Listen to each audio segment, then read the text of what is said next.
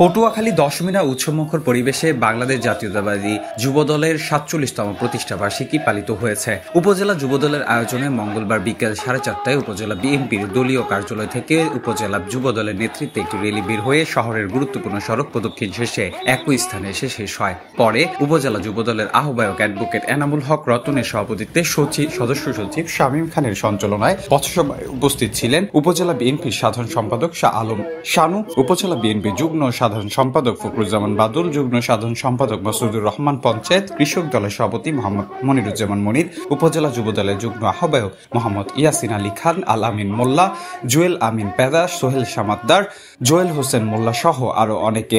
এর আগে জাতীয় ও দলীয় পতাকা উত্তোলন এবং শহীদ প্রেসিডেন্ট জিয়াউর রহমানের প্রতিকৃতিতে পুষ্পমালা অর্পণ করা হয়েছে। বিভিন্ন ইউনিয়নের নেতাকর্মীরা এই সময় মিছিল নিয়ে র্যালিতে অংশ নেয়। পথসভায় বক্তারা বিএনপির ভারপ্রাপ্ত চেয়ারম্যান তারেক রহমানের দিকে নির্দেশনা মোতাবেক আগামী নির্বাচনের বিএনপি যেন দেশ পরিচালনার দায়িত্ব পালন করতে পারে সেই লক্ষ্যে সকলকে ঐক্যবদ্ধ থাকার আহ্বান জানিয়েছেন।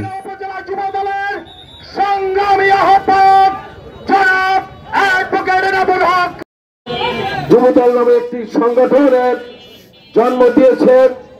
সেই জাতীয়তাবাদী যুবদলের ৪৭তম প্রতিষ্ঠা বার্ষিকী উপলক্ষে আজকের এই র্যালি শেষে পথসভার সম্মান সকল নেতৃবৃন্দ, বিএনপির সকল নেতৃবৃন্দকে আগামীকালকে থেকে নির্বাচনের প্রস্তুতি গ্রহণ করার জন্য বিশেষভাবে অনুরোধ করা হল।